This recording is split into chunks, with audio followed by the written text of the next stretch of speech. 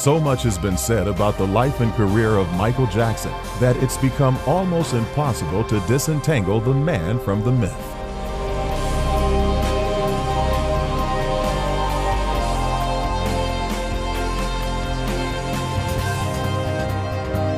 Recent revelations are only the latest installments of a saga that began decades ago. From his drilling as a child star with the Jackson 5 to his rise as the king of pop and public scrutiny, we'll be examining the real story and fame phenomena of an African-American icon who was destined to be the most talked about and examined figure in the world.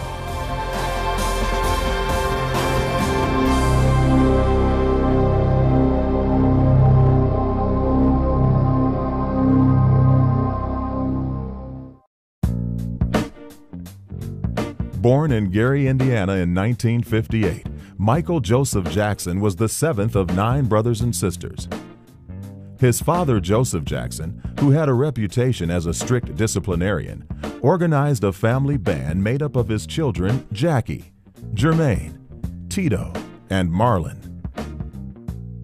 In 1963, at the tender age of 5, Michael joined the group.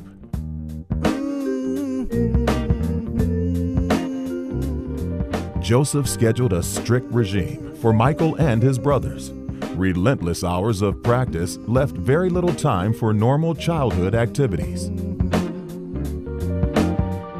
In 1966, the brothers won a talent contest at the renowned Apollo Theater in New York's Harlem district, and within a year had supported Gladys Knight and the Pips. Gladys recommended the group to Motown Records, and the Jackson 5 were born, although Diana Ross was widely credited for their discovery. Michael Jackson first entered a recording studio in 1967, just 3 months after his 9th birthday. By the age of 10, he became lead vocalist. A year later, he and his older brothers released their first single, I Want You Back. It became more than just a hit. It was an oral steamroller. It shot to #1 in America, selling 2 million copies. Michael was just 11 years old. Jackson Mania had arrived. Over a 10-month period, the quintet from Gary, Indiana, created pop history with an incredible 4 consecutive #1 hits: I Want You Back, ABC, The Love You Save, and I'll Be There. With the release of the horror movie Willard in 1971, Michael Jackson's career took on a whole new dimension. The title song, Ben, became a worldwide smash, giving Michael his first taste of solo success. By 1975, after 13 albums and countless top 10 hits, Motown and the Jackson 5 were to part company.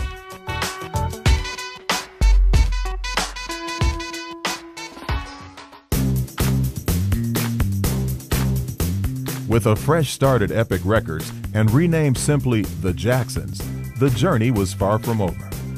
The hits just kept on coming.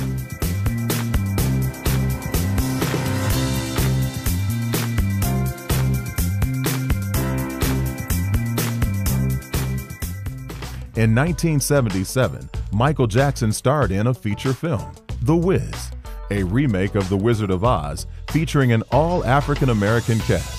Michael played a scarecrow, and his leading lady, Diana Ross, played Dorothy. Michael was introduced to Quincy Jones on the set, which led to Jones producing Jackson's first electrifying solo album, Off the Wall. The album went platinum, selling over 7 million copies, and catapulted Michael Jackson's solo career into orbit around the globe.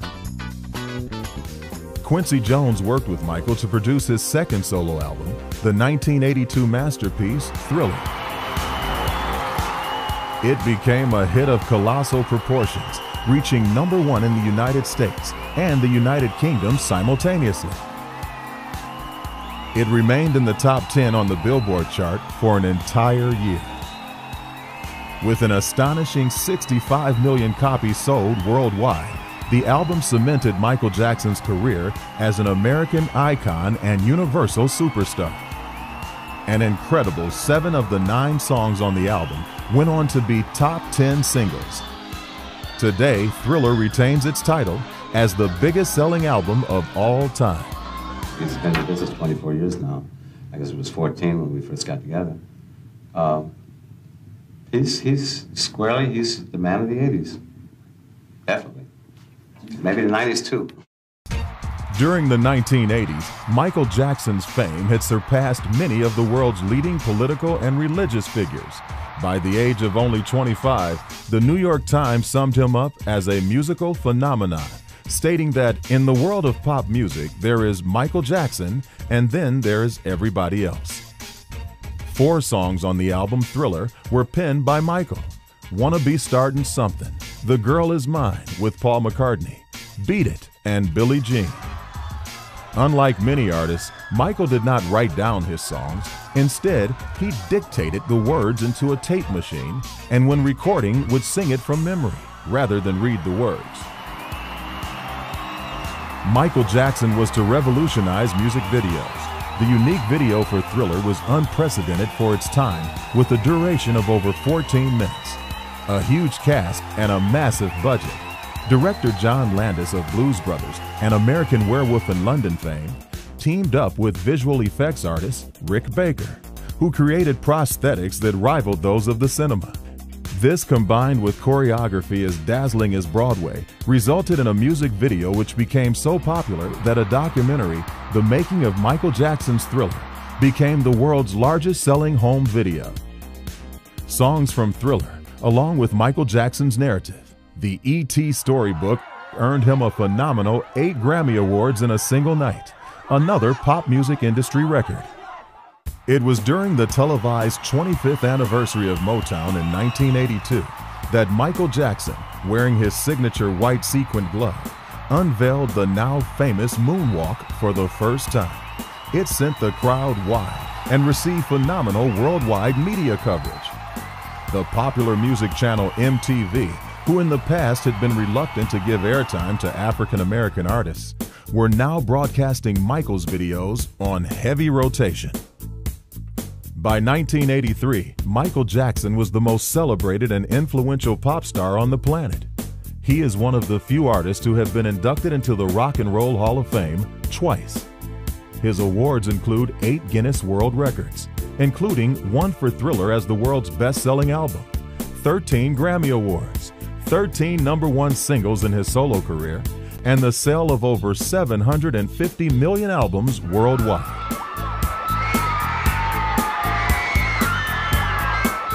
Michael was consequently honored with a star on Hollywood Boulevard.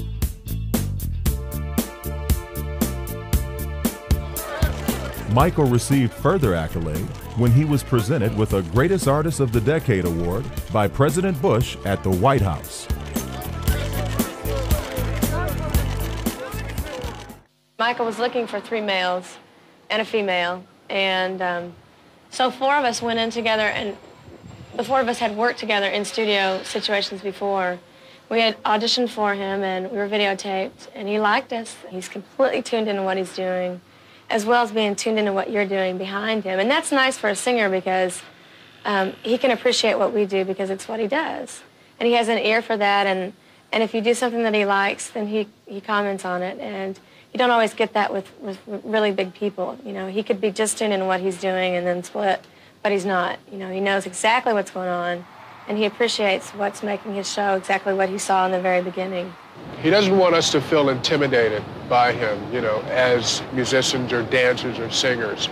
It's once we hit the stage, or once we all hit the stage is ours, and he wants us to make it our own.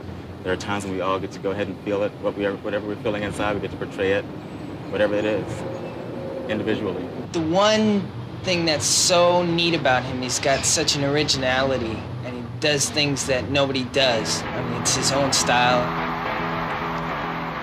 On January the 27th, 1984, Michael and his 4 brothers were performing Billie Jean for a Pepsi-Cola commercial when a bizarre firework accident during filming resulted in Michael suffering 2nd-degree burns to the head. Plastic surgery was required to restore his appearance.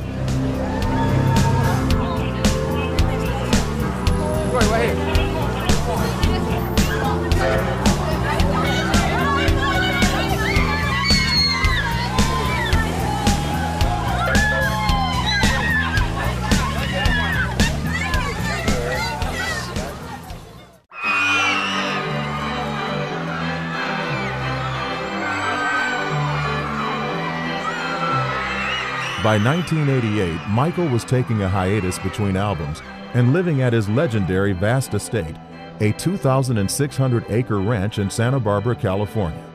He called it Neverland, after the magical kingdom featured in J.M. Barrie's novel Peter Pan. The ranch was maintained by 54 full-time staff. Neverland contained a private amusement park plus a small zoo stocked with exotic animals. Michael's favorite pet was the famous Bubbles, his chimpanzee, who traveled everywhere with him and appeared in several of his videos. Michael was never short of visitors to his fairy tale theme park. Children, especially sick children, would be invited to spend the day there.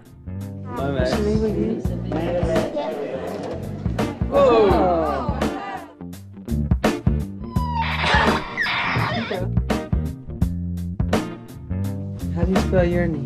Baby. Oh. This is for you. Thank you. I'll sign a picture for you. In 1987, the album Bad was released, and along with it came a significantly different-looking Michael Jackson.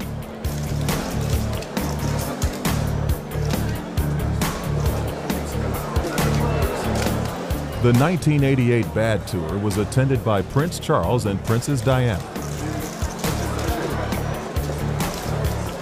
Prior to taking the stage, Michael presented the Prince and Princess with a £300,000 check from the proceeds of his Wembley concerts for the Prince's Trust, a charity supporting disadvantaged children. Michael presented Princess Diana with 2 custom-made Bad World Tour jackets, one each for her young sons, Prince William and Prince Harry.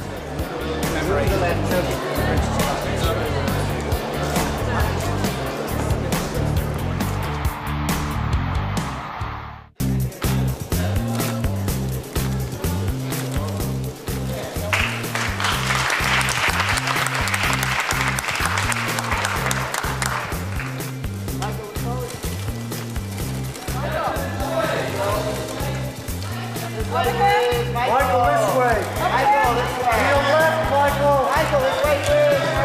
Michael. To left. Michael, this way. Michael, to your left, yes. Yes. Michael, left. Over here. Michael, we don't see you at the left.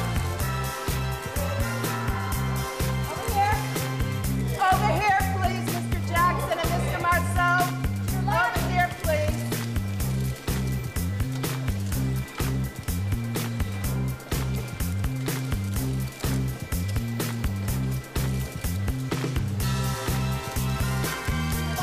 Michael.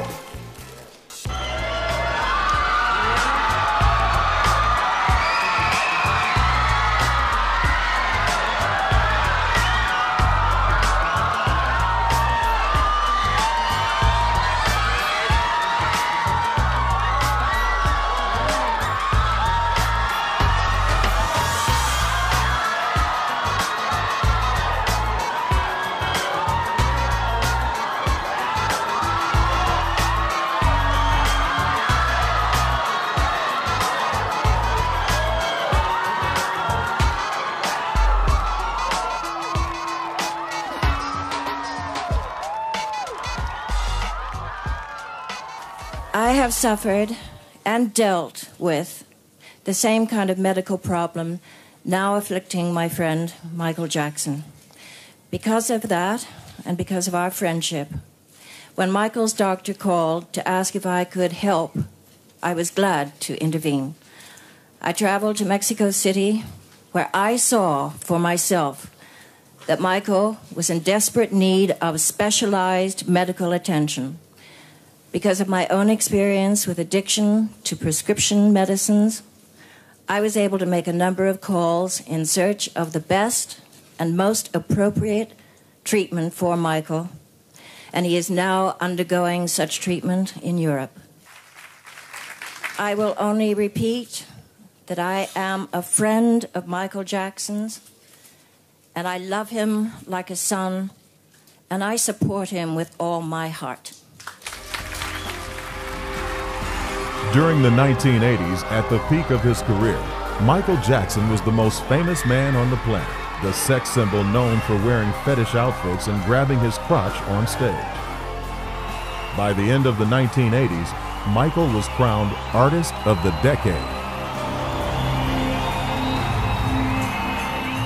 Post-millennium, he became the object of ridicule and scorn. Hounded by the press and by the courts, the victim of as many as 50 new lawsuits a year. The bizarre tabloid rumors became rampant as Michael's fame grew. It was alleged that he had paid a vast sum for the bones of John Merrick, the Elephant Man, and that to maintain his high-pitched voice, he was taking hormone treatments. Increasingly outlandish headlines claimed that to keep his youthful appearance, he slept in a hyperbaric chamber. When it was reported that Michael bleached his skin to make him appear whiter, some felt that he was denying his ancestral past. Michael later revealed that he suffered from the skin disorder vitiligo, which affects the skin's pigmentation, resulting in the appearance of large white blotches.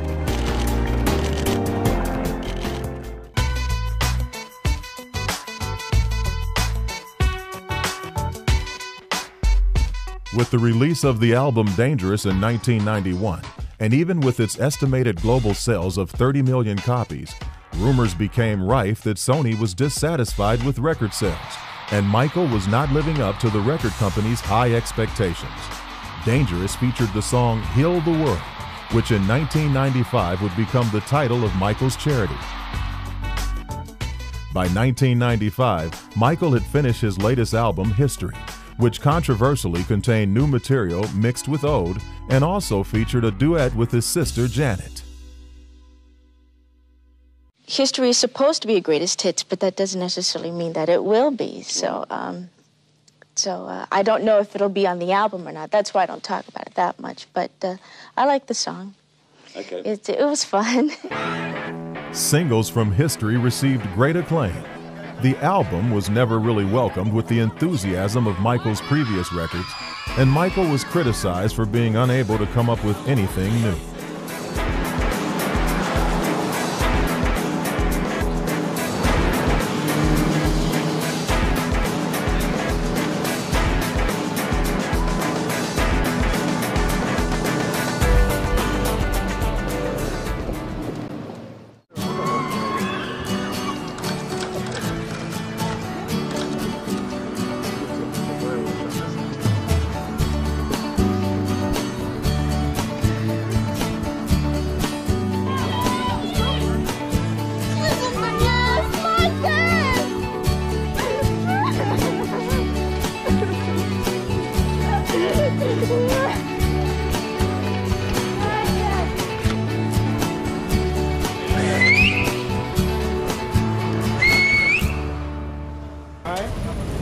Just back up. You get all you want. 1993 brought the first bombshell. Rumors about Michael and his friendships with children began to surface. The world held its breath as the king of pop denied accusations of child abuse at his Neverland ranch in Santa Barbara. Michael went public with his denial of inappropriate relationships with any child and settled out of court with a family for a reputed $20 million. This was the start of a chain of events that would ultimately damage Michael's career in a profound way. Now, if this really went on, do you think a father would accept money, that would make it okay, that would make everything all right? I mean, it doesn't make any sense. I know that if that were my son, I'm sorry. I don't care if you gave me $1 billion. I want to see you either behind bars or dead for the rest of your life for doing that to my son or my daughter. It's crazy. The guy was after money is what he wanted.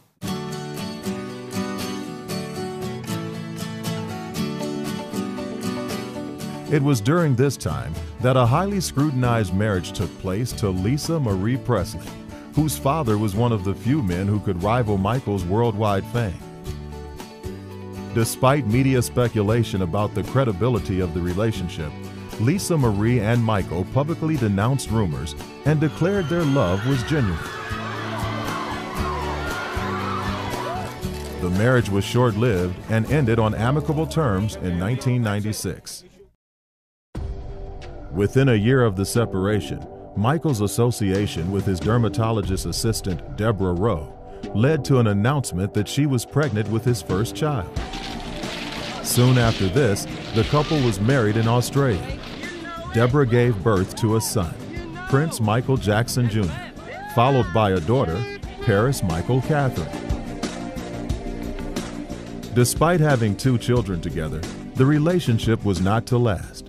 By autumn 1999, the couple announced their intention to divorce, with full custody of the children going to Michael.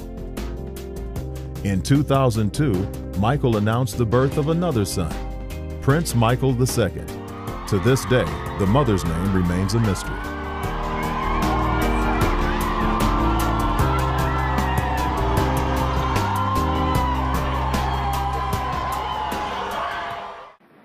In 2002, Michael Jackson released the album Invincible.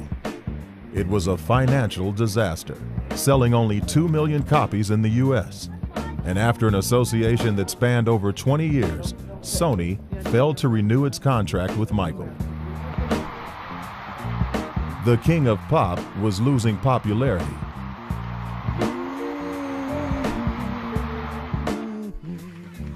We were already off the wall. And we coming off our seats to stand up for justice in the music industry. This is very important because throughout the years, black artists have been taken advantage of completely. And it's time now that we have to put a stop to this incredible, incredible injustice. And like Mrs. Sharpton was saying, people from James Brown to Sammy Davis Jr., some of the real pioneers that inspired me to be the entertainer that I am. These artists are always on tour because if they stopped touring, they would totally go broken. And it's been, the record companies really, really do conspire against their artists. They steal, they cheat, they do whatever they can, especially the black artists.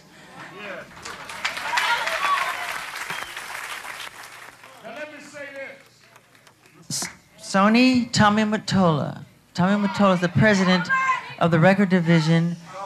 He is a mean, he's a racist, and he's very, very, very devilish.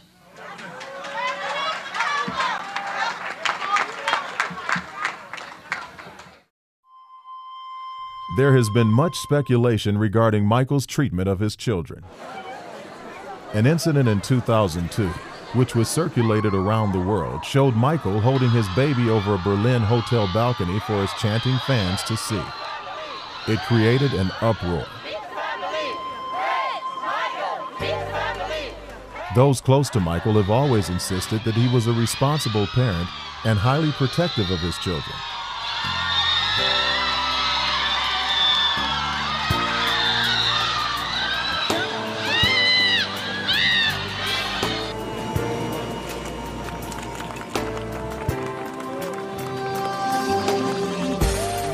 Claims of Michael sharing his bed with his pet chimp, Bubbles, fueled hysteria.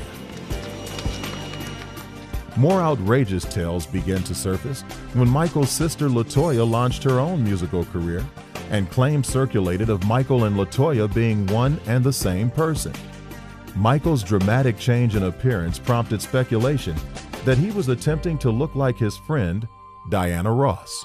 It's been said that Michael Jackson underwent plastic surgery to make himself look more like you. I don't think so. Is that true? No, I don't think he has. No one's ever told me. He's never told me that. I don't think so. But is it unnerving for you to have a young man that's undergone plastic surgery to make himself look like you? Well, I don't think he's trying to look like me. I really don't. I think he wants to look like what he perceives as makes him feel happy about himself, you know? I don't think he's trying to look like me. I do think he's quite beautiful, though, by the way. You know what the media is like. It's called propaganda. They take anything and they blow it out. We're family. You saw the way we grew up in a 2-bedroom house. Family is more important than all the success in anything, and we're always going to hold on to that. Their whole thing is to divide and conquer and to separate us. We're family. We're family, we have children, we hurt just like everyone else. I'm constantly upset by what people say, and there are many things said about me that are unkind that I don't find pleasurable. But so many people really don't know him, and they don't give him a chance, and they're so ready to criticize. And I think what happens is when you see genius, and when you see a talent that is just unstoppable and untouchable, the first reaction people have is to criticize it, because it scares them, it threatens them, and in order to augment their own self-worth, they feel that they have to belittle him.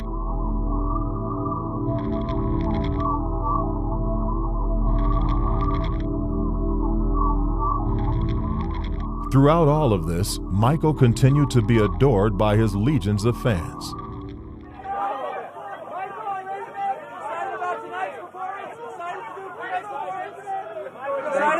Thank you, brother. And I'm honored that the world appreciates my art. I'm very honored. Are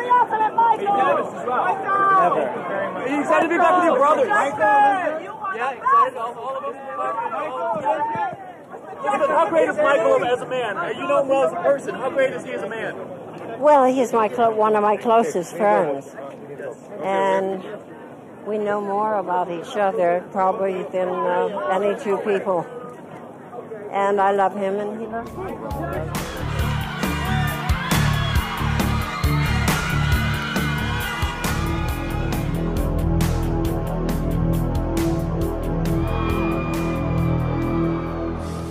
2003 brought headlines that shook the world and stunned his fans. 9 separate charges of child molestation were brought against Michael, and this time he was to appear in court under the scrutiny of the world press. A furious flurry of claims and denials and counter-allegations followed. Everyone had opinions about the testimony and the witnesses as the drama was played out in the small town of Santa Maria in California. Please keep an open mind and let me have my day in court. I deserve a fair trial like every other American citizen. I will be acquitted and vindicated when the truth is told. I'd like to let the world know that I'm behind my son. I don't believe any of this stuff that's being written about him because I raised him and I know him, and that's just a statement people are making. We support our brother wholeheartedly, and we stand by his side, and we're in the process of planning a trip with the whole family to visit him.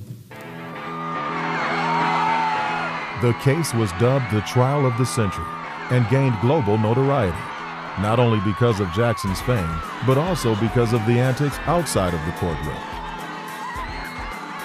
When the trial began, hordes of Michael's supporters held a vigil for their hero outside the courthouse. When Michael arrived at court, he jumped on top of his SUV and began dancing.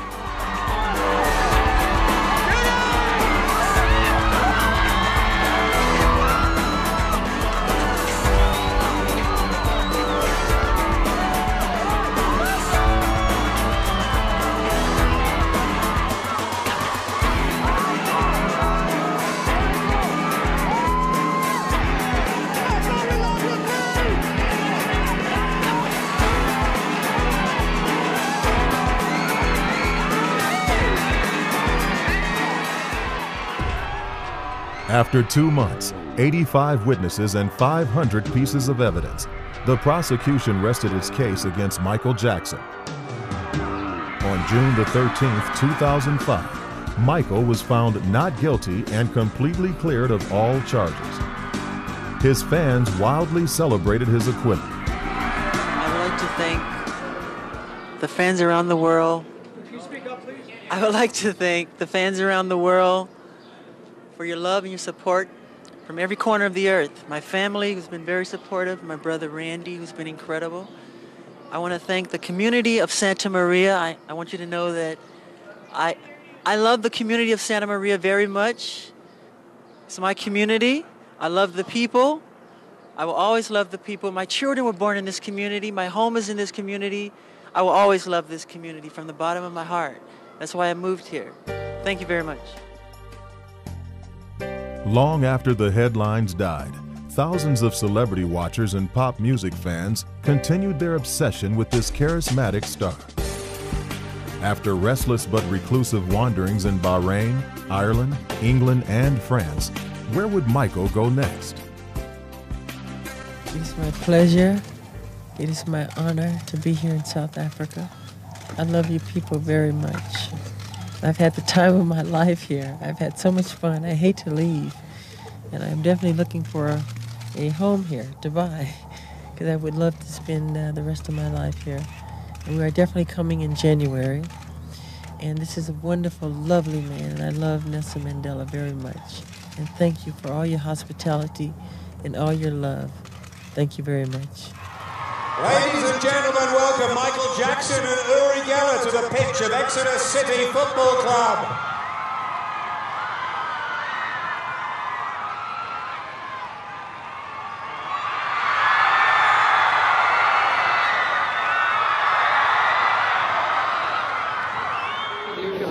Michael, why did you want to come to Parliament? Pardon? Why did you want to come and visit Parliament? To visit my wonderful friend, Lord Janet. No, that's a good answer. Yeah. He's a politician as well. And to educate me about this whole incredible thing. Tell him about Gravel. He knows more about Guy Fawkes than probably. Guy Fawkes? Well, what tried we to want- blow up the House of the Parliament. He certainly did. But you're not why is gonna that meet- celebration? Well, we celebrate the fact that he didn't succeed. Okay. Okay, we'll see All right, you. everybody. Thank you. Pardon? What are you hoping to see here? Gee, I don't know. I haven't been in yet. Michael, do you like football? Are you looking forward to seeing Exeter? I know nothing about it. But he's doing it for me. You mean soccer? Yeah. I'm sorry, I don't know anything about it. Throughout his life, Michael Jackson always found time to dedicate himself to a vast array of charitable organizations. Are we blind to the fact that our children are raging against the indifference, crying out against the abandonment, of thundering against the neglect? Heal the Kids is about doing something about making a difference and trying to help adults and parents realize that it is our power to change the world that our children live in. Michael, it's now my great pleasure to present you with a check for $1 million. This represents the money Pepsi-Cola pledges to raise in Europe this summer, with our best wishes for Heal the World.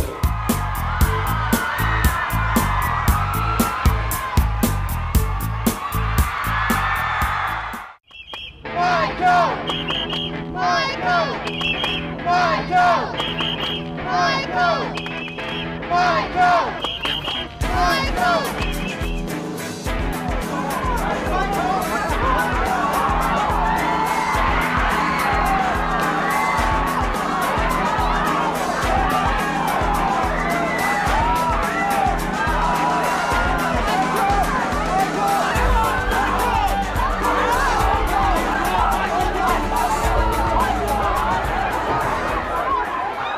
Jackson's announcement of 10 concerts here is certainly a coup for the O2 Arena, and if those concerts go well, the expectation is that he'll add many more dates. But questions still remain about whether the Michael Jackson of today can still cut it live on such a big stage. It's a staggering show. That's what Michael Jackson does, and so therefore you're talking about absolute the top of energy, and he has to be, you know, almost plugged into glucose, because that's the only way he's going to get through it. And I pulled him aside and said, Mikey, why now? Okay, and he said to me, he said, because you know what, my kids are old enough and I'm still young enough to do what I do. I don't want them to see me, you know, in my prime when I do for a living, because they've never seen me before. Go the other end.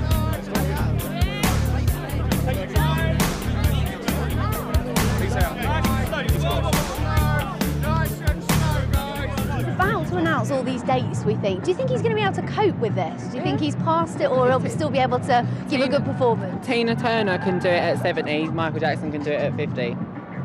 Everyone's just going to be glad to see him back on stage, more so than anything else.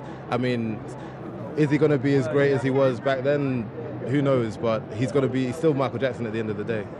I don't think he has to prove anything to pull it off. I mean, he's the legend he is. I mean, Michael Jackson's going to turn up and do his shows, and everybody will see that, you know, the next chapter. He is the single greatest entertainer of all time, and if he's back and if he's anywhere near as good as he used to be, it'll be great. I know he can pull it off. I've got so much faith in him. I know me and the fans, we got so much energy, and I know he can do it, most definitely.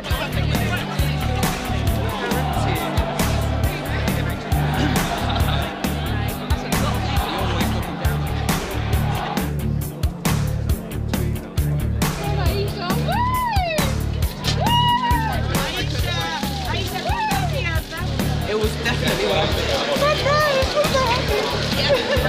Wednesday evening, around 6.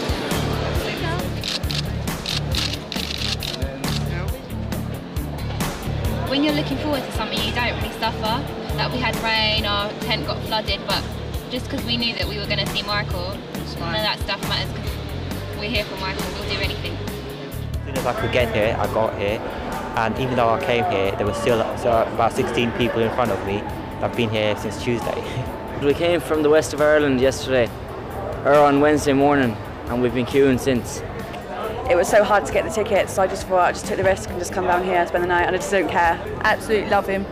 There's nothing on this earth that will stop me getting to this concert. Just he's really good. Yeah, he's the best singer in the world. I love Michael Jackson. He's my future husband as well. Yes. I'm going to marry him one day.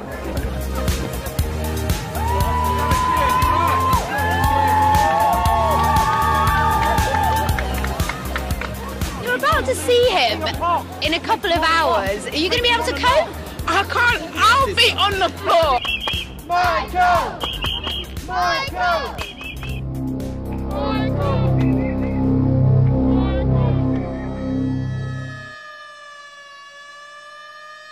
The singer Michael Jackson is reported to have died from a heart attack. He collapsed at his home in Los Angeles about 3 hours ago. He was not breathing when paramedics arrived.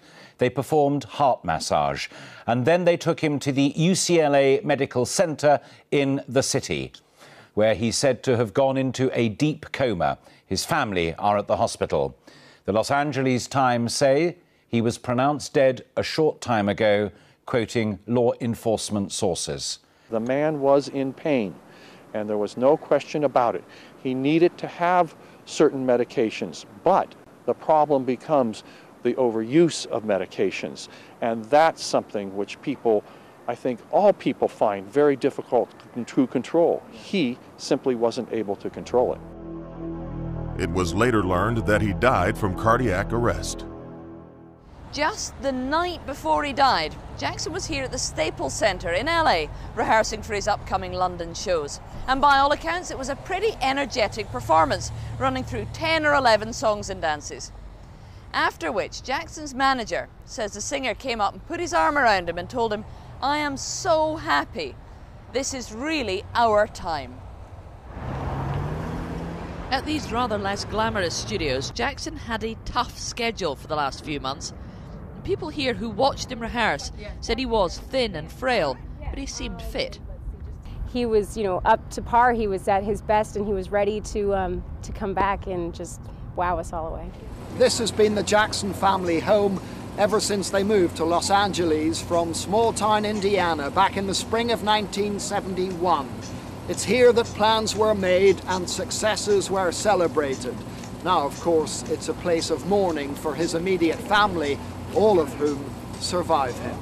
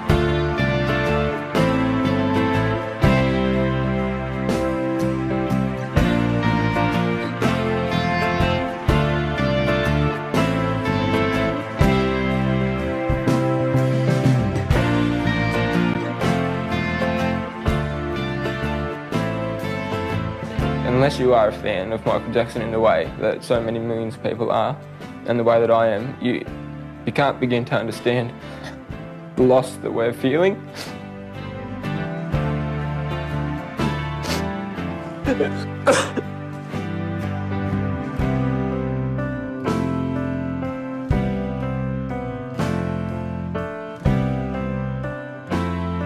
I'm just in shock.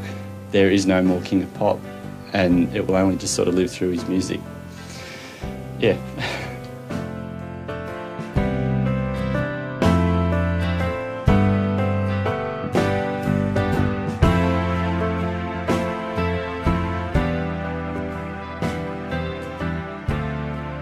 Just been like shaking and my heart's still pounding, and I can't like comprehend that he's actually gone, and it's a huge loss.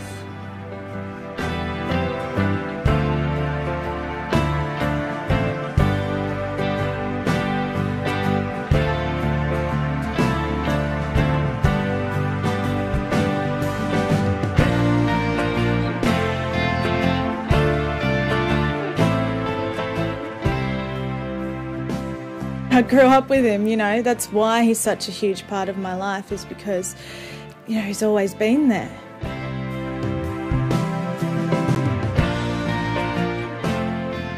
He meant a lot to me. I've been a Michael Jackson fan ever since 1969, but those records were so good and they will live with me for the rest of my life.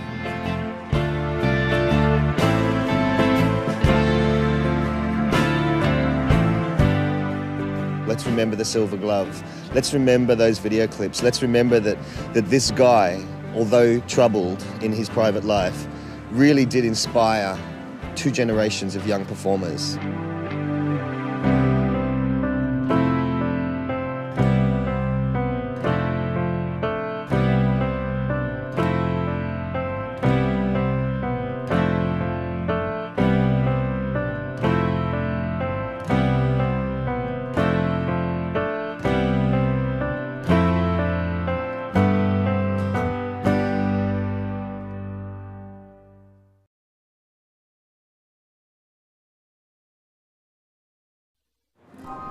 On the 7th of July 2009, a public memorial service in honor of Michael Jackson was held at the Staples Center in Los Angeles, California.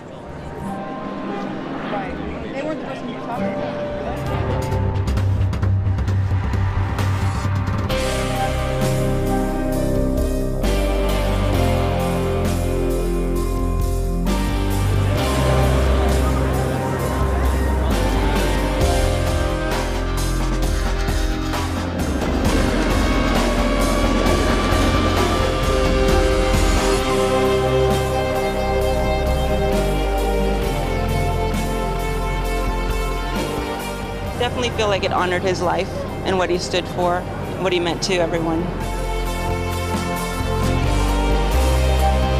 To me, he's a Renaissance artist because he did so many things so brilliantly well. Not just about a singer and a dancer, but a songwriter and a producer. His vision, the videos, all of those things just made him the unique individual that he was.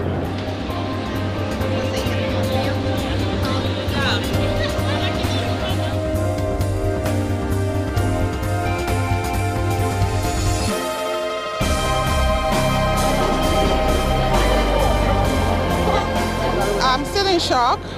I cried throughout the ceremony. That's why I'm wearing my glasses. But everybody was crying anyway, but I'm still in shock.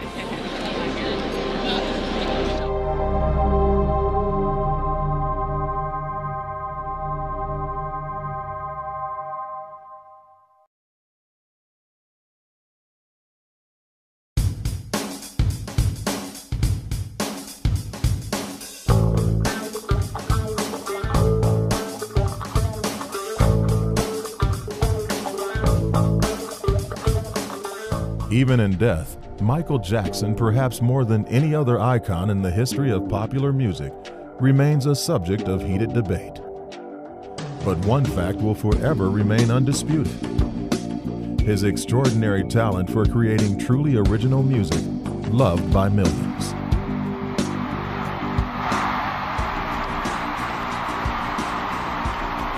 Despite setbacks that would have ended careers of lesser men, Michael Jackson's legions of fans remain as loyal today as they have ever been. His accomplishments as the king of pop will forever remain some of the most impressive in music history.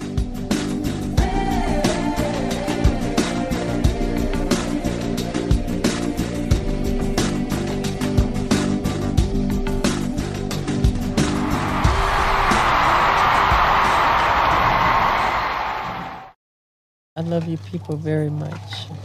I've had the time of my life.